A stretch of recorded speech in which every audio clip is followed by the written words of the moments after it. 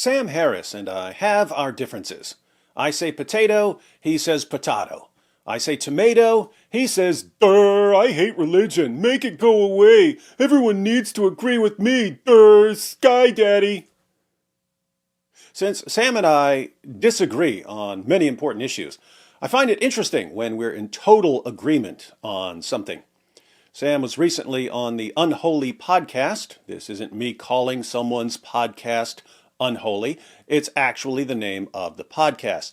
And Yanit Levy, one of the hosts, asked this question.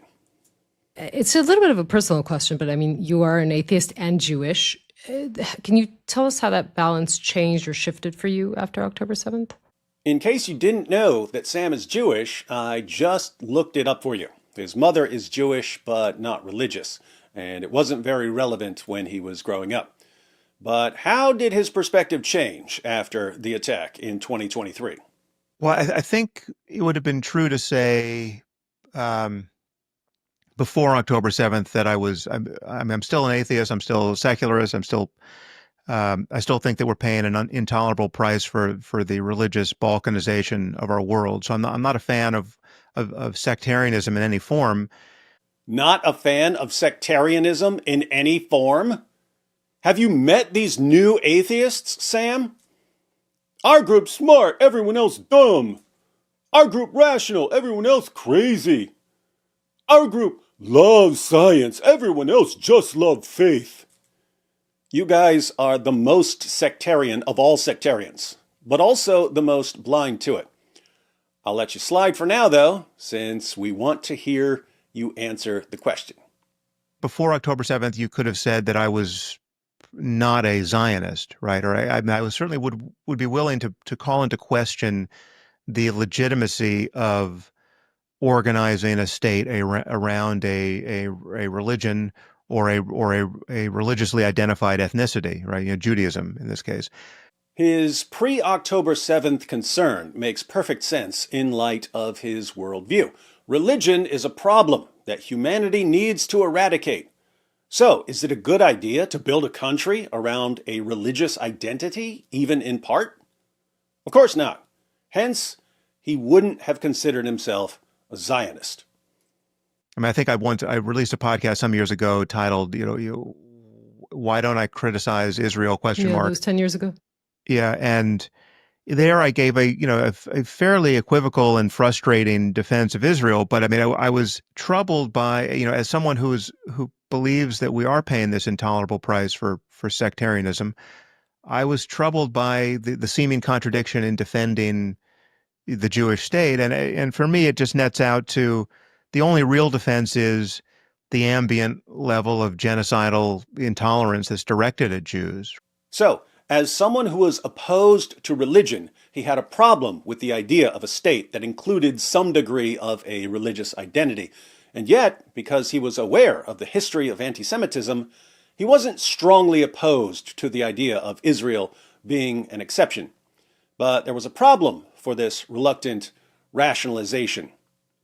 Hadn't most of the world moved past the age of anti-Semitism? Was it really such a huge problem like it was in the first half of the 20th century? And yet before October 7th, even there, I felt like I was paying lip service to the legacy of the Holocaust without really having my heart was really not quite in it, because it still seemed kind of hypothetical to me. I mean, because in my life, anti-Semitism has not seemed like a real variable at all. And apart from the Islamist version of it, it seemed to have been, more or less fully defanged, the world over.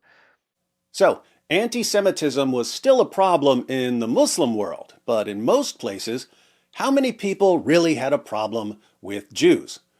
Was there still so much anti-Semitism going around that even atheists needed to defend the idea of a Jewish state? That was his thinking before October 7th, 2023. What's his position now? But given October 7th and given the response to it in the West, both on the left and on the right politically, yeah, I'm really, just kind of an unapologetic Zionist at this point. I mean, just like who can be counted upon to defend the Jews but the Jews? I think that's a question that that for which you have to err on the side of the most cynical and depressing answer, which is, only the Jews can at the end of the day be counted upon to defend themselves. Post October 7th, Sam considers himself an unapologetic Zionist. He's realized that hating Jews isn't just a problem in the Muslim world, it's a problem in lots of places.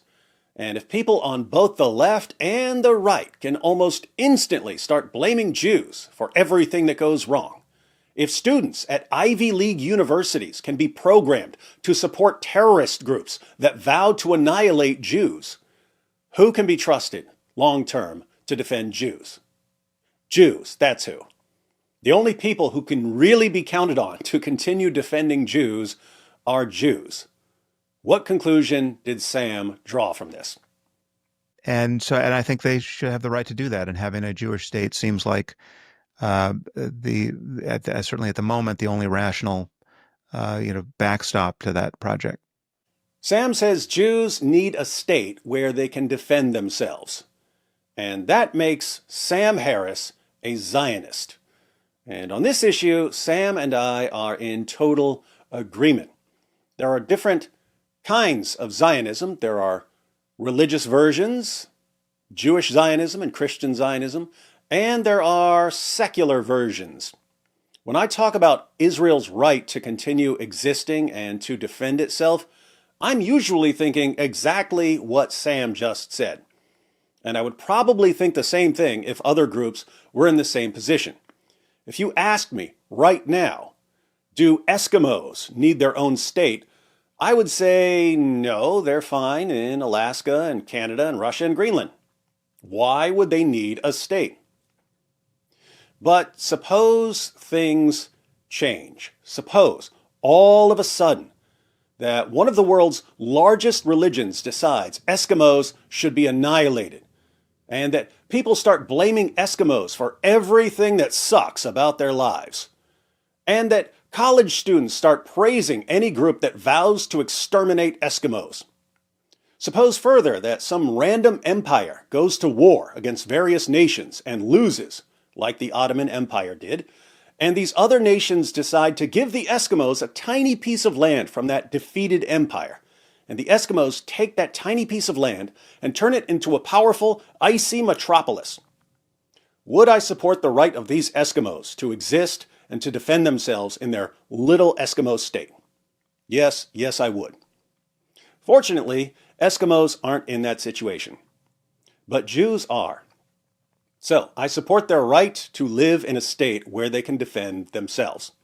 And that makes me a Zionist, just like Sam Harris. Now, Sam and I and many others agree that we should support Israel's right to exist.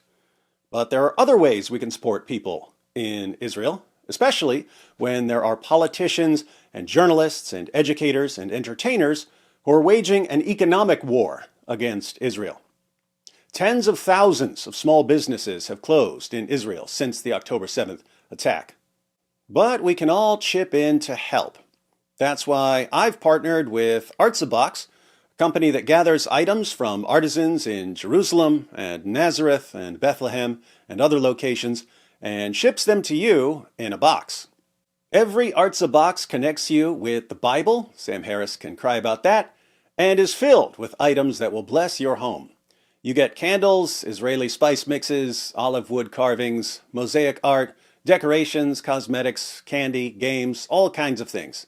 And by signing up, you'll be supporting the local Christian and Jewish families and businesses and charities that create them. Artsaboxes are fun to open with your family, and they make great gifts. So sign up to get your first Artsabox. The link is in the description. Use the promo code DIZZLE to get a discount and to let them know who sent you.